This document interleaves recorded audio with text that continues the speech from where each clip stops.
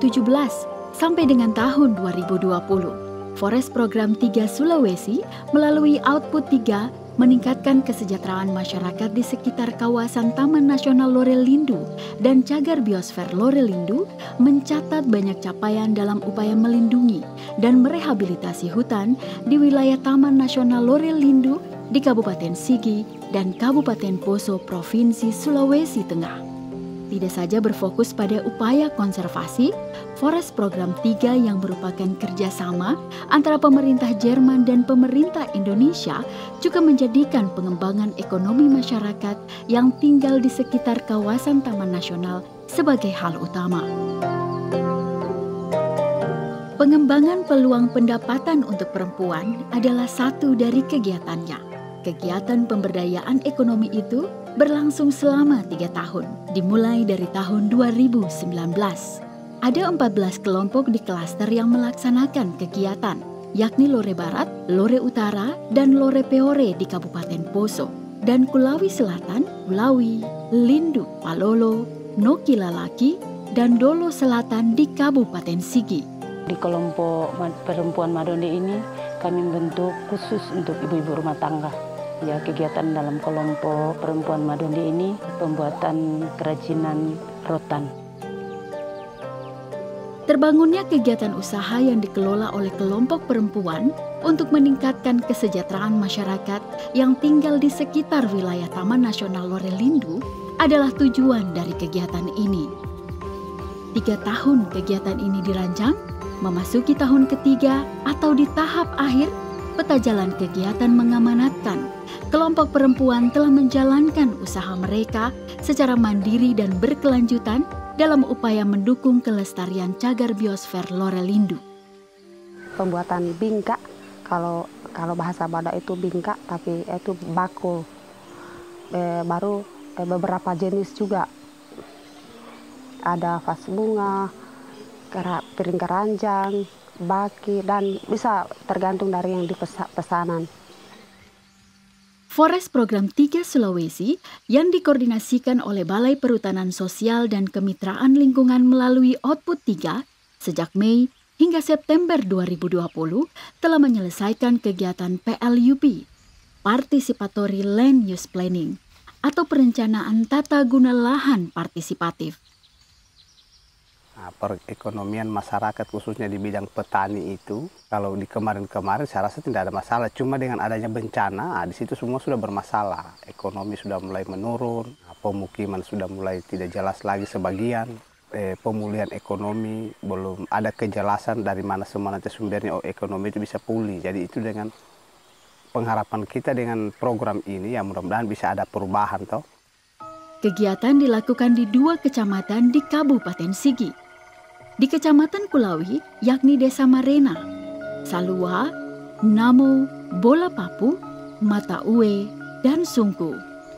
Di Kecamatan Dolo Selatan, yakni Desa Bangga, Walatana, Bulu Bete, Baluase, dan Rogo. Seperti ini, kita mengambil titik rawan bencana, jadi jelas ketika kita sudah keluarkan output petanya, kondisi titik rawan bencana yang sudah kita masukkan bisa menjadi parameter utama dalam pembangunan wilayah yang berkelanjutan lagi. Kegiatan PLUP yang didasari oleh potensi lahan dan air di desa bertujuan untuk menjaga kelestarian lingkungan dengan pendekatan memahami potensi dan kondisi biofisik, ekonomi, dan sosial. 2 hal utama dalam kegiatan PLUP adalah lahirnya dokumen penetapan batas desa beserta sistem informasi geografisnya.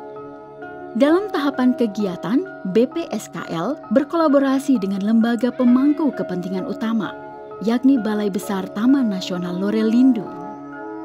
Kerjasama juga tentu saja dilakukan intensif dengan pemerintah daerah di 2 kabupaten, Sigi dan Poso, dan pemerintah Provinsi Sulawesi Tengah. Sebenarnya dari KWT, Kelompok Wanita Tani Mawar Melati, kemudian pada kemarin ada dibentuk, jadi makanya kami pakai kelompok Wanita Tani Trigona. Kemudian pada waktu kami bentuk ini kelompok Wanita Trigona ini, kami merangkul juga ada 4 orang laki-laki.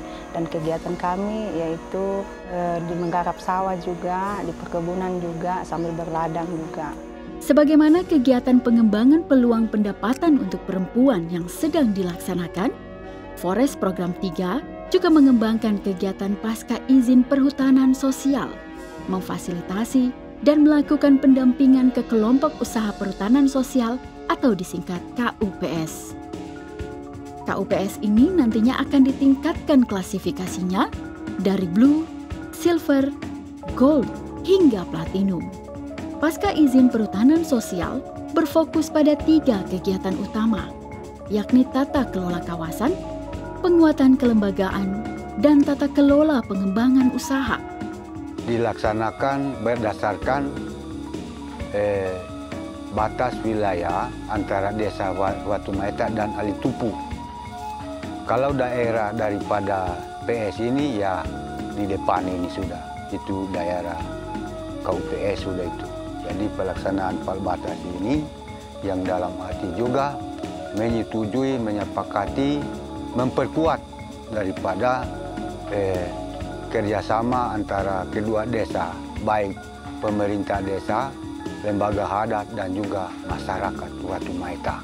Di dalam proses ini, sebagai salah satu kegiatan utamanya, Forest Program 3 Sulawesi melakukan implementasi Saving Book dalam meningkatkan klasifikasi KUPS sampai dengan Platinum di tahun 2023. 8 jenis pohon yang kita kembangkan di dalam LPKD ini. Yang pertama leda, kemudian lekatu, kemudian durian lokal, durian montong, pepolo, kemiri, alpukat, enau, biro, bambu, dan aren.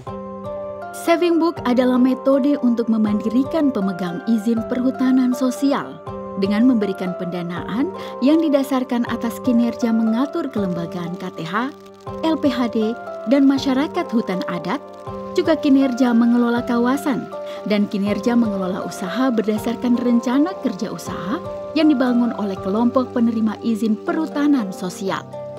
Masyarakat dapat memperoleh manfaat ekonomi dari keberadaan perhutanan sosial melalui pola Saving Book.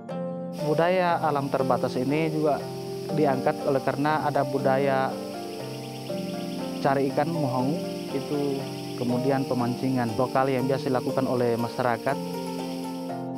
Itu juga kami muat di dalam demi melestarikan batas wilayah yang bisa digunakan oleh masyarakat dengan batas wilayah Taman Nasional itu sendiri. Keuntungan Saving Book adalah menjadikan masyarakat sebagai mitra dan bukan buruh.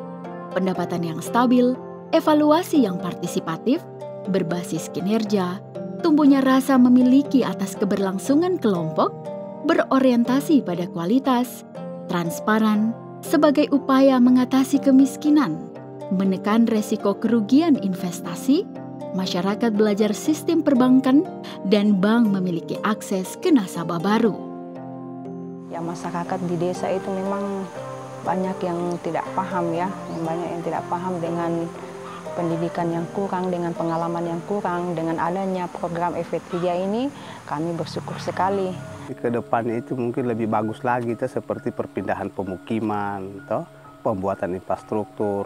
Harapan kami kelompok perempuan, bahkan kelompok LPHD ini, kiranya pemeliharaan dan